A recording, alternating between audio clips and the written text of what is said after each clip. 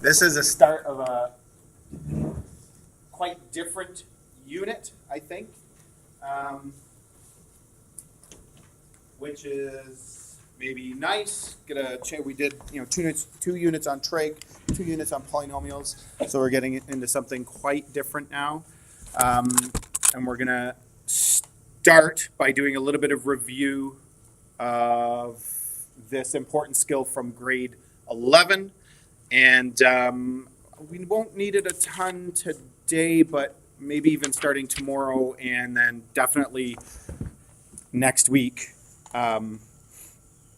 we use this a lot. So there will be some optional review. I'm not going to hand it out, but I'm going to post it to the classroom. And you could do it over the course of the week, maybe a couple questions here, a couple questions there. There's not very many like examples, but it'd be worth going through a few. This is the first unit that you do usually in grade 11, rational expressions, and it's just a lot of factoring, so you get really good at factoring. I don't know if you remember that.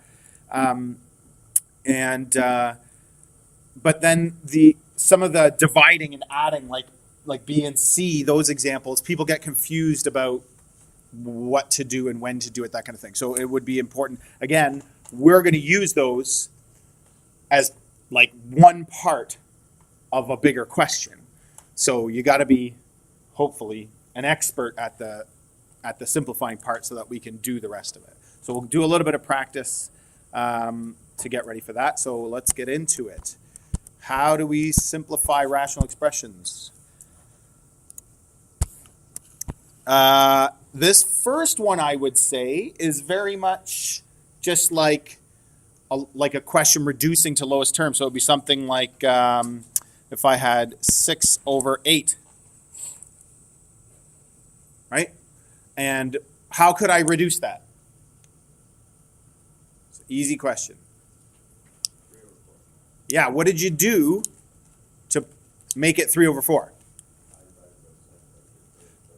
Yeah, so divide the top by 2 and the bottom by 2. And we could look at it like this. This is 2 times 3, and this is 2 times 4. So we found a common factor, wrote it out as its factors. If there's one in common, they can divide to 1. So 2 divided by 2 gives you 1, and then we don't have to write it, and you end up with 3 over 4. That's effectively what we're doing here as well. So let's factor the top, x plus 6, x minus 6. It's a difference of squares. And here's what I think is interesting is in grade 11, for the most part at least, we do this work and we talk about restrictions. Interruption. There is no O Canada this morning. Thank you. Welcome to 10 minutes ago. Okay. There's no real reason why we have to write the restrictions. Like we don't gain anything from the restrictions, I don't think, in grade 11. We just do it because we're told to, we're supposed to, but there's not, like, why do we have to write restrictions? But we'll learn in this unit, in this course, a little bit as to why. So and we talked about this a little bit just at the very end of the last unit, extraneous solutions. That's mainly the reason why we state restrictions, right? So if those can divide to 1, then what I'm saying is this expression is equivalent or equal to this expression so long as x does not equal negative 6.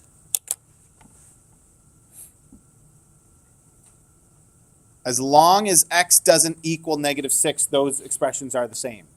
Why do I have to state that? Go ahead. Why? What's wrong with the numerator being 0? Well, I think it will. If I put, try it. This is something you can always do. Let's see. If I put positive 6, you said, right? So if I put positive 6 in here, I get 6 minus 6, which is 0. So this whole thing is 0. The bottom part works out to 12, but 0 over 12 is still 0. So it will be equal to that. So they'll both be equal to 0, so we're fine. we learn that the restriction comes from like when it makes the denominator 0. But I think there's something a little bit more to it than that. Really, my restriction is saying that we lost part of the expression, right? When we did this step, it's simpler, but part of the original expression is missing.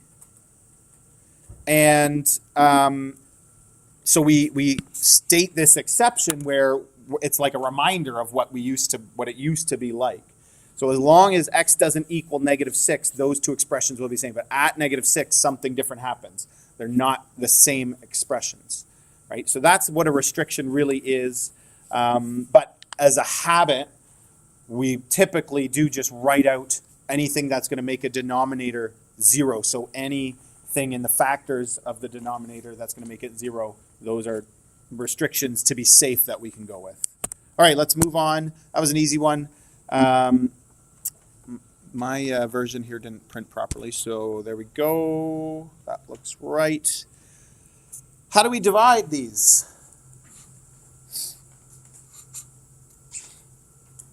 Yeah. Flip and multiply. Very good. So let's do it in we'll do it in separate steps. I'm just going to move this out of the way. We're going to do it in separate steps. So I'm going to do that step first. You always flip the one you're dividing by. I remember when we do like the fractions unit in grade 9, people don't really understand that rule. It's just applying a rule without understanding it. So if there's any division in the question, it's like every fraction in it gets flipped with no thinking about like what you're actually supposed to. So you only flip the one you're dividing by, right? If you had multiple fractions in here, you don't necessarily flip everything.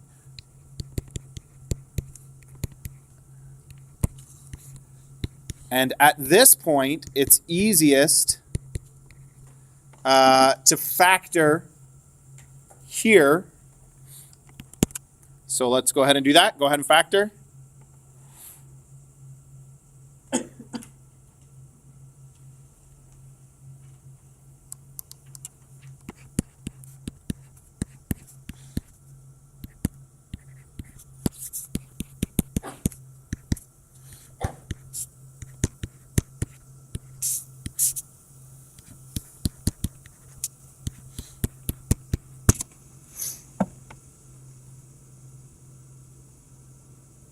Does that look okay? And so this works out nicely because we've got some common factors and I can simplify, which will just make my life a lot easier. So this x plus 5 is going to cancel with one of those two x plus 5s. And the x plus 4s will cancel or will divide to 1.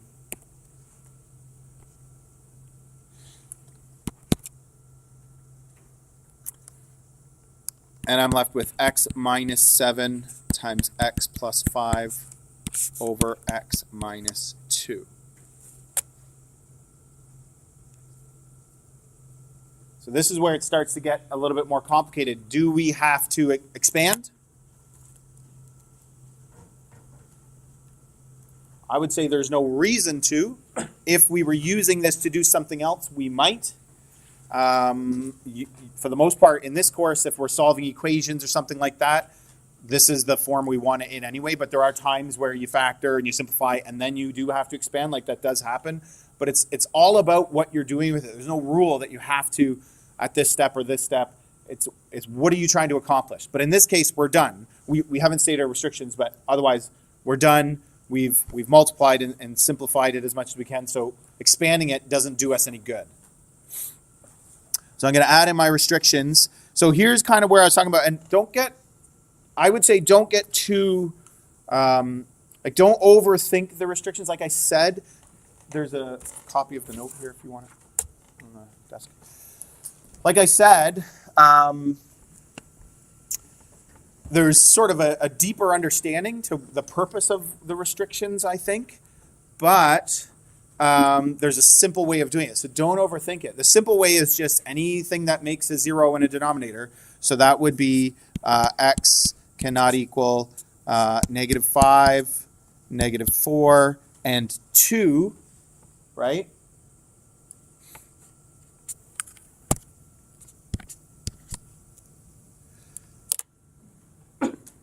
But here's the thing. The 2 is still in the function or the expression that we have here. Like the 2 is still there. So to me, I don't know, I call this like it's a natural restriction. Like it's true that I can't evaluate this expression at 2. But do I have to write that as one of the restrictions? Because it's there. Like it's still in this expression. See what I mean by that? Whereas the other 2 are gone from it. I have to include these 2 because when I divided, they disappeared, so I don't see them anymore. You can put the 2, it's not wrong, but do we really need it? Like, does it add any understanding or any value? You're going to find that it doesn't really. But for some of us, you may still want to write it because it'll kind of help you solve, or it kind of does help focus your thinking in the right track. You'll see what I mean when we start solving equations down the road. But that's why I made it blue. So you can put it, but in this case, you wouldn't necessarily need it. But 2 is still going to be, like if we were doing something more, if we were solving an equation with this expression, 2 would be a problematic answer. So, I mean, it's still something you'd have to consider whether you write it down as a restriction or not. All right.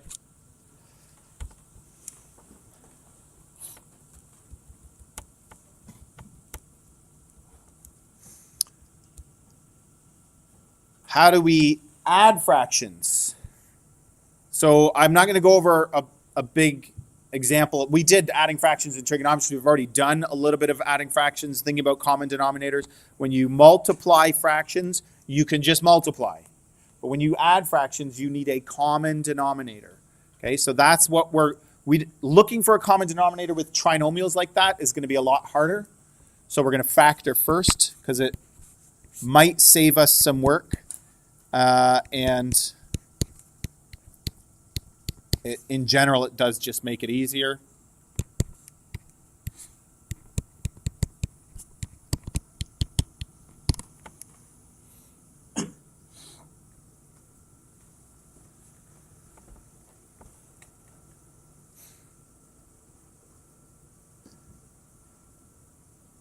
So when I break the everything, but in this case the denominators, into their factors, I can see that they have one factor in common, but then they have one factor that's not in common. And I want the whole denominator, the whole bottom, to be the same on both sides or in both parts. So I'm going to add an x plus 4 to this one by multiplying by x plus 4 on the top and the bottom. And I'm going to add an x plus 1 to this one by multiplying by x plus 1 on the top and the bottom. When you multiply by x plus 1 over x plus, I know you know this probably, but I'm going to say it anyway. You're effectively multiplying by 1. X plus 1 over x plus 1. Anything over itself is 1. You're multiplying by 1. So you haven't changed anything, but we're writing it in a convenient way for what we're doing, right? So now I have the same denominator for both x plus 3 times x plus 1 times x plus 4. Both of the denominators are like that, and I can actually add these fractions together. And here's where people start to get really confused in grade 11 when we do the adding part, because then they start getting like not knowing when do I expand, when do I factor, and it's sort of not really thinking about, like just trying to use rules instead of understanding or thinking about when you would do one versus the other. But in this case, on the top, I definitely want to expand. So 2x plus 8. Actually, I'm gonna show an extra step. You wouldn't have to, but I will just for clarity. Plus 1 times x plus 1 all over x plus 3, x plus 1, x plus 4 order there, doesn't matter. A lot of people, I think at this stage, might try to do something like this, but you can't when you're adding. You can't do that, right? That's why we're going to expand and then see what we're left with. People do this all the time or like that. You cannot do that because you're adding. If you're adding on the top or on the bottom or anywhere, then you can't do that, right?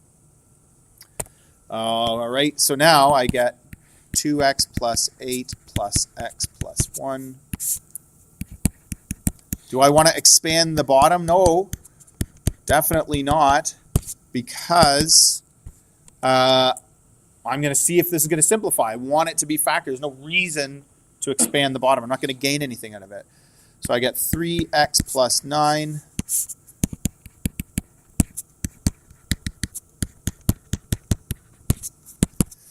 And then I can factor the top again. So I expanded so I could collect all my like terms and get everything together and factor all together, because now that is something that I can simplify. Right? We just talked about how up here we couldn't because of the plus. But now at this step, I don't have that, so I can. And so these guys, and I get 3 over, and I don't, again, do I have to expand the bottom? No, why would I? It's not going to help. It's not going to help simplify any further.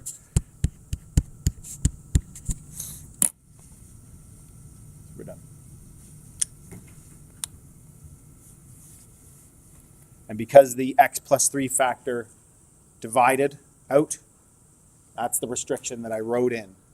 Those things are equal so long as x doesn't equal -3.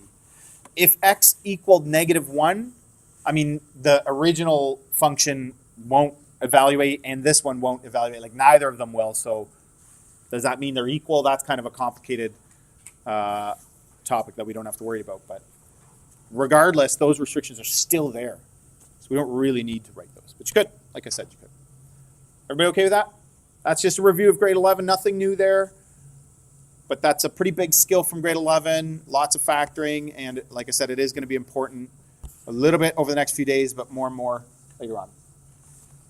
All right, let's get into some new stuff for this course. So we're going to consider each pair of functions or relations. I think all of them are functions, but it's something that's worthwhile thinking about. Okay, but if it's not a function, then we can just call it a relation. And so we're gonna graph each of them, and we're gonna compare them. But what we're gonna do differently in grade 12 compared to the way you would have done some of this in grade 11 is we're going to use one of them in particular to help us understand the other. And this is going to be a really important skill for a lot of what's coming over the next many days. We're going to do a lot of sort of like working with graphs, sketching, and functions and their properties again. Do you remember doing that with polynomials, talking about end behavior, that kind of thing? Well, we're going to do that kind of thing again, but with different kinds of functions, not polynomial functions, rational functions. And thinking about, in this case, that is going to help us understand that. And this is different from how you approached it in grade 11. But it's a lot better in a lot of ways. Okay, so graph f at x. Go ahead and do that. That should be an easy one to graph.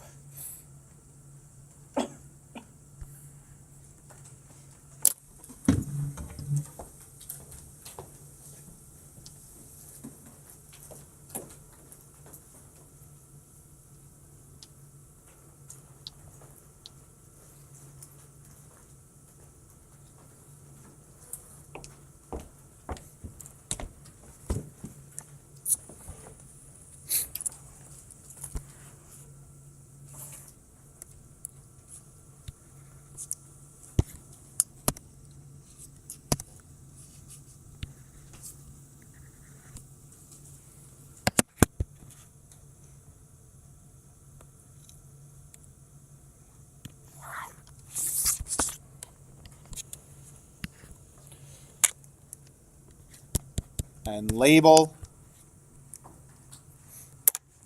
My rule of thumb is if you ever have more than one graph on the same grid, you got to label the lines so we know which is which.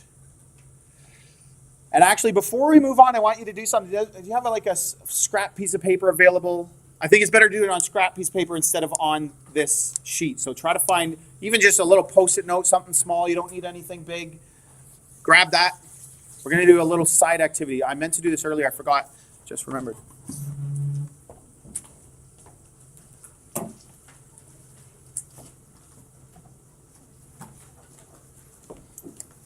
Now I'm going to use a lot of it. So literally, like, even the back of a learning goal or something would be fine if you have one of those handy.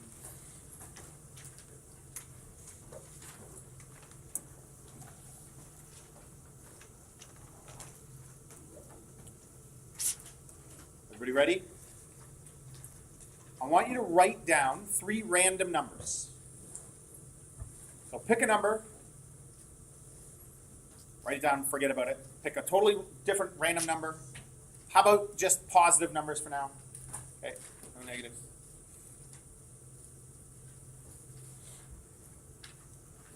Integer, otherwise whole numbers like integers are probably best, not negative integers, but positive.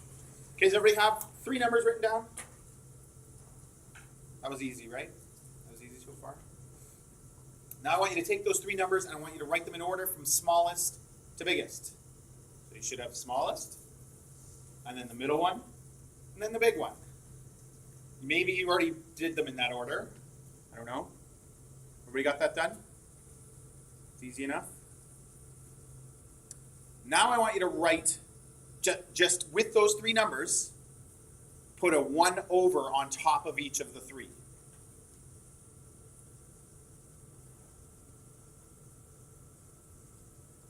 What did that do? Just think to yourself for a minute. What did that do to the numbers?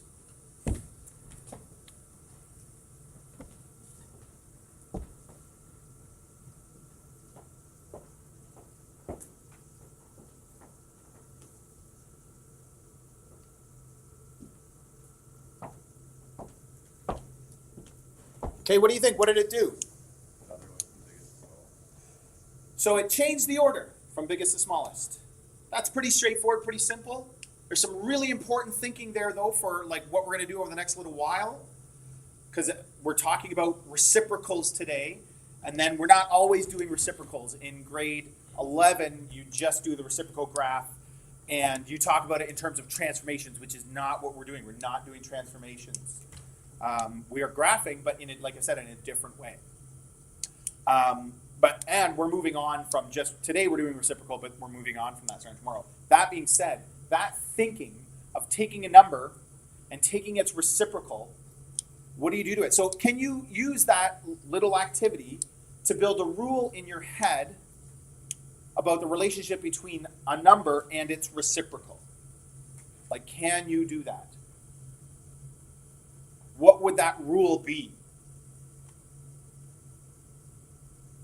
I hope it would be something like, if I take a really small number and I take its reciprocal, that's going to be a big number or a bigger number. And so, like, I told you to write, integers. So a lot of people wrote things like 1, 2, 3, 4, 5, or, numbers up to 20 kind of thing. I saw a few people had numbers closer up to 100. But what if I took a really, really small number, like 0.0001? What's the reciprocal of that?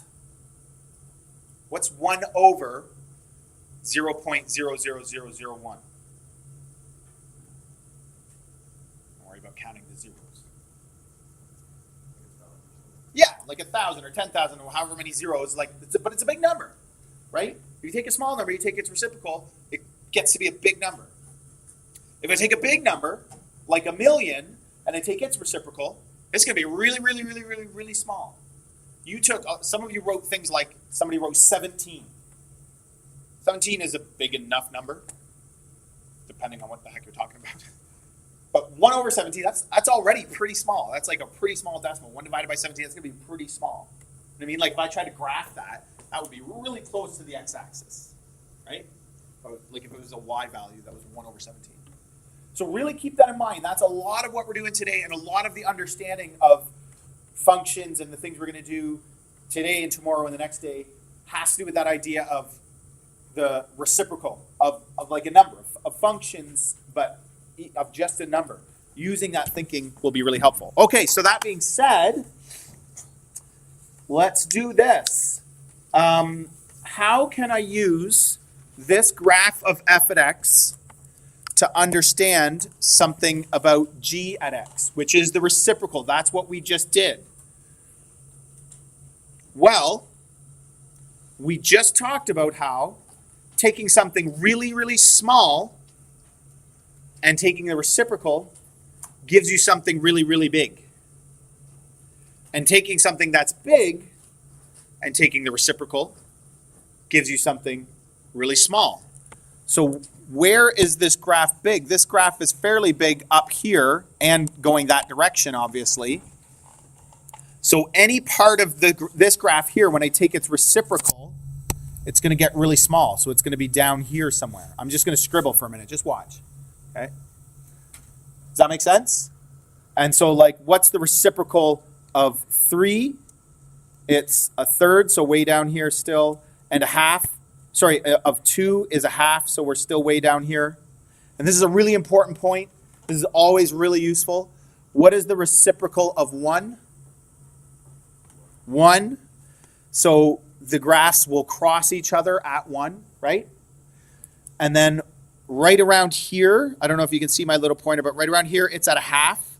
So the reciprocal is going to be at 2. Okay? And what happens, I can't zoom in. Oh, I can try to zoom in a little bit further. But what happens as this line, think about this line approaching. So we pass 1 and we get closer. We pass a half. We get closer and closer and closer and closer and closer to 0. But we're not hitting 0 yet, but we're getting closer and closer and closer to 0. Those y values are getting really, really, really, really, really small. So the reciprocal is doing what? Getting really, really, really big. And so that's why we have this asymptote, which you already talked about this in grade 11, that you would have an asymptote at x equals 2. Like, we already know that, and we know this function, g, doesn't evaluate when x equals 2 because you can't divide by 0. So if I put 2 in for x, 2 minus 2 is 0, 1 divided by 0 doesn't exist, so we have a asymptote. Right? That's called the vertical asymptote at that point. But now we can see kind of the behavior of 1 over x minus 2. What is that behavior like around that asymptote? And we did that by thinking about what x minus 2 is doing. So that's the really important thinking that we're going to take away from today. Okay, so let me clean up my graph a little bit and graph the rest of this. So then this is going to come down like that. And it's going to be an asymptote at a horizontal asymptote at 0 because f at x is going to keep getting really, really, really big. It's going to go away, keep going, but 1 over a number never gives you 0. Like it gets really, really small. When f gets out to 1 million, when it goes out that way and goes to 1 million, and we go 1 over 1 million, you're going to be really close to the x-axis, but you're never going to hit the x-axis, right? How could you ever hit the x-axis by doing 1 over? You won't. So there's your horizontal asymptote. All of this is just coming from our analyzing the blue graph x minus 2. Thinking, what's it doing? When the blue graph goes way out and gets big, the reciprocal, the red graph, is going to get really small. When the blue graph gets really close to the x-axis, it's getting really small. The y value is getting really small. The red graph is going to get really big. But the one thing I haven't talked about yet, and we know this, it's not random, is but positive, like still positive, right? Because taking the reciprocal of something doesn't change the sign. So if a graph is positive above the x-axis, its reciprocal will be positive above the x-axis. If a graph is negative, so below the x-axis, its reciprocal will also be below. So they're going to share that property. Wherever one is positive, the other will be positive. Wherever one is negative, the other will be negative. Right? So we're going to do the same thing on the other side. And I'm going to start with down here. So as this gets really, really small, the reciprocal is going to get really, really big. So I'm going to, again, they're going to cross at 1 or at -1 because the reciprocal of -1 is -1. That's a really important point. And it's going to go big, big. Whoop, that was kind of bad. Big, like that. Right? and then go in this direction. It's 2, so we're going to cross that a half. We're not doing accurate graphing here. So it doesn't matter how great you are, but there are certain key points that should be correct. So if you were doing this on a quiz or a test, your graphs had better cross at 1 and -1. Okay, that has to happen. You can even make yourself a note. Must cross at 1 and -1. Okay, so even though we're not doing an accurate scaf, and then I would say, 2.5, if like 2 and its reciprocal 1/2, that's a good point to sort of have a couple of marker points that you could think about that give you an idea of what the curve should look like. Okay, and there's g at x. That one was pretty simple because it was just x minus 2, 1 over x minus 2. But there's some really good thinking there. Has everybody got that? Thinking about the if one graph is doing something, what's the reciprocal of that graph doing? The one thing I will say that's important, more starting like tomorrow and the next day, is we're gonna do like a bunch of our graphs will look like this. Okay. So, but there'll be a bit more to them. But here's an example. Let's say my asymptotes are like this, and let's say the graph is supposed to kind of look like that. So it's got kind of like a gentle curve, and on a test yours looks like this. That's wrong. So we're sketching, not graphing, which means we don't have to be perfect, but that's not close enough.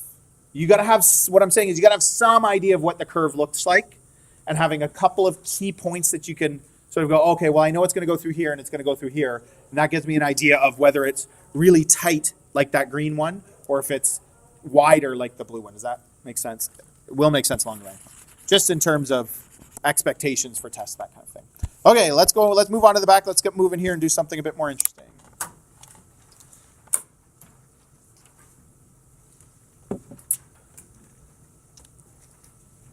On the homework, you're also supposed to state asymptotes,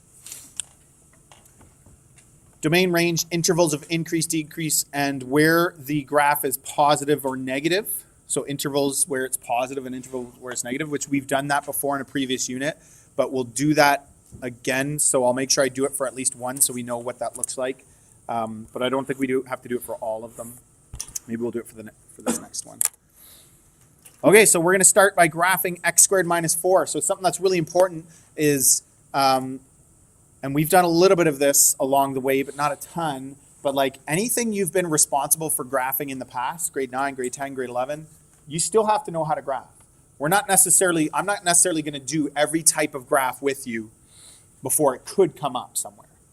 Okay, so think about all the different ones. If you're not sure, we've never done an exponential, and I wonder if that will be, then ask me and we'll go over it. But an exponential graph is something you should know how to graph.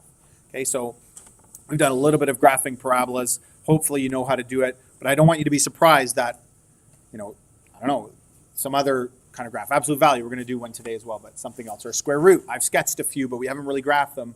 Those are all things you should know how to graph. So go ahead, graph that parabola. You should know how to do it.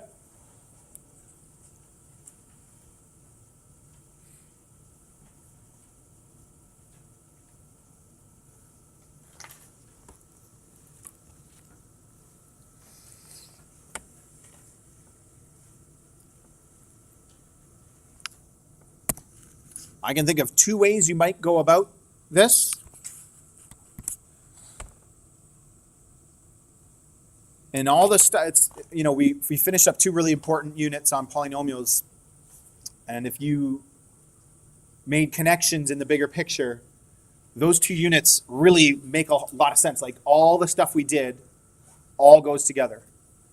All the factoring, solving, graphing, thinking about characteristics of the graphs, all of that stuff all goes together, and it's all about skills that you can use when you need them, but all about information, like how to gather information about a function, its properties, its characteristics. And sketching or graphing is about that, right? So there's different ways that we could graph, but one thing I could do is I could factor this, and it might be helpful or it might not. But what does factoring do? Well, it gives me the x-intercepts, so now I got a couple of points.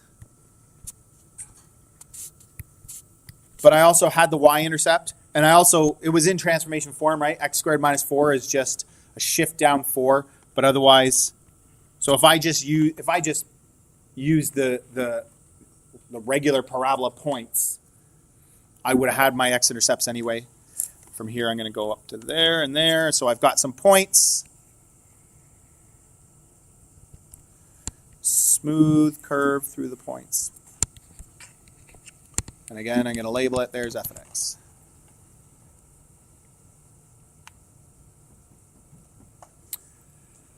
All right.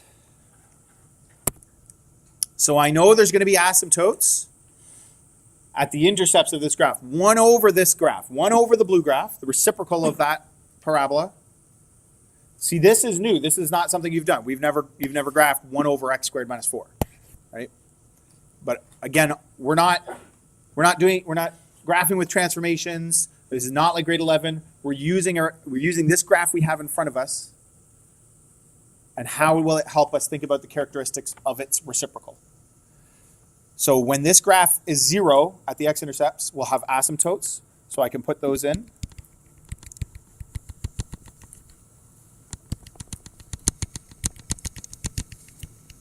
When a graph has asymptote, I didn't in the last one, but you should draw the asymptotes in. It's usually a good idea to draw them in first too, because then you have something that you can actually like look at and approach if you're doing the behavior on there. And then how do we do this? Well, we just start picking points. Like we just start looking at a few points that we can figure out. Gives us a general idea of where the graph is. And then think about the end behavior. So when this graph gets really, really big, the reciprocal is getting really, really small, right? You always want to think about that. But when this graph is getting close to 0, the reciprocal is going to go to infinity. That's where the ends are going to be pointing somewhere. And when one is negative, the other's negative. When one's positive, the other's positive. And then I also talked about they always cross at 1 and -1, so they're going to cross there and there. And they're going to cross here and here. And so I've got this point 3. So 1 over 3 is going to be down here. So I'm going to have a point there. This is 4, so 1 over 4. This is 3, so 1 over 3 negative. Still negative though. And then take a look. Here's where from below, I just did, I don't know why I started with the negative part. I just did. So below, as this graph gets close to the x-axis here, approaches 0 from the negative, the reciprocal is going to get really, really big and negative. So this graph is going to look like this.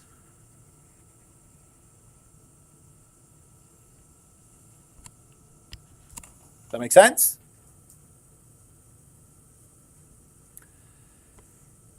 And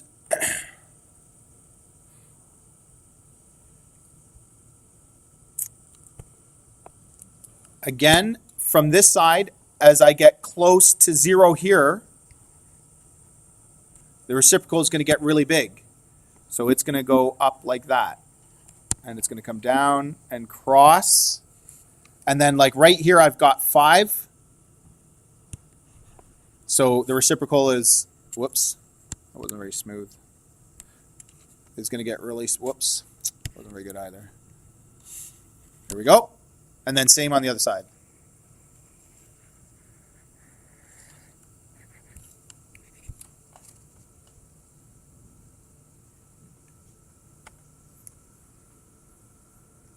Okay. Any questions?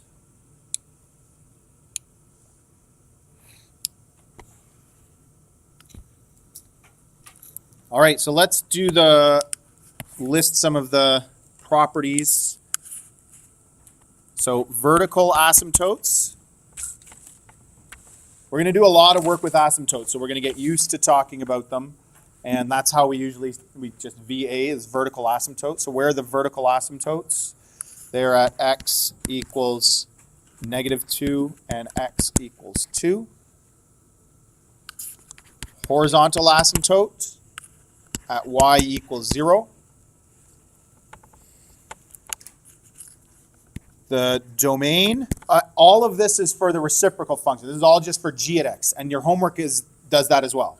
Okay, so it says state the asymptotes, domain, range. It just means of the reciprocal. You don't have to do it of the original graph. So the domain of f is x is an element of the real numbers, right? X can be anything. The domain of its reciprocal is not the same. So taking the reciprocal of something changes a lot of the properties. Okay, so it's x is an element of the real numbers such that x does not equal 2 or -2, but I think it can be anything else. The red graph is going to go everywhere else. And then range, y is an element of the real numbers such that y does not equal 0.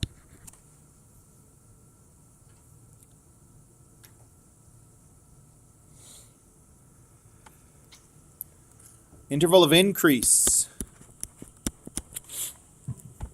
This is an interesting one, and we haven't done this for a while, but it's an important one.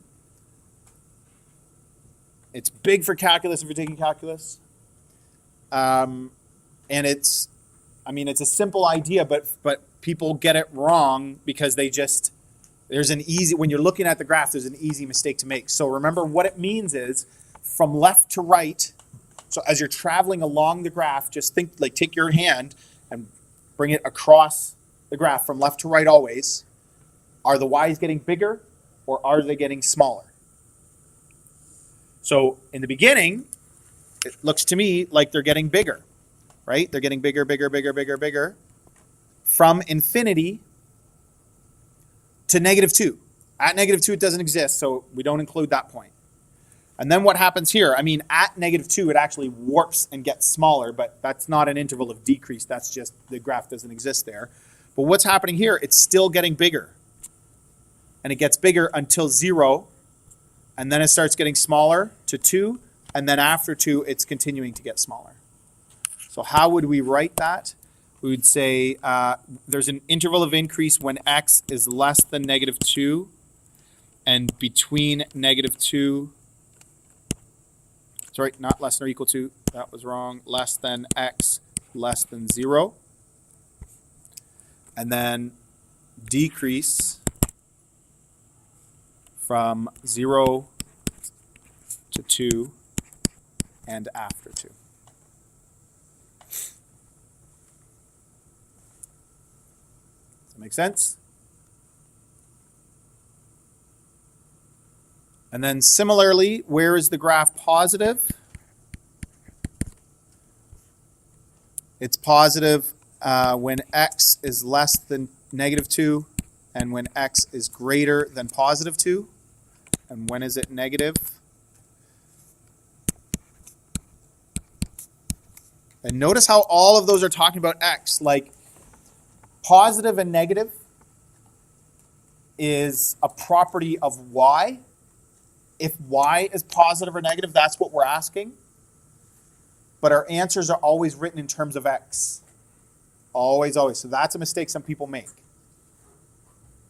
They reference the y values when they're doing interval of increase and decrease or positivity and negativity.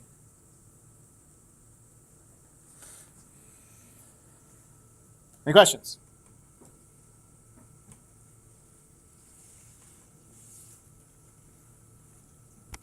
Okay, so here's what we're going to do. I want you to go ahead and you can do C, and you can, if you get that done, you can move on and do D. And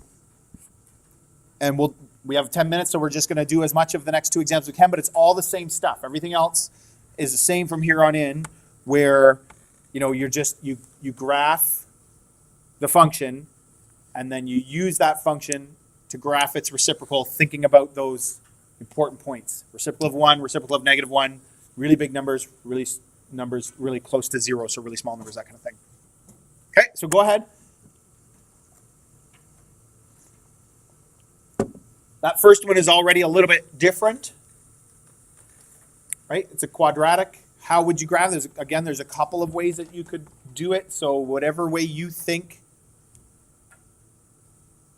I would say go for it.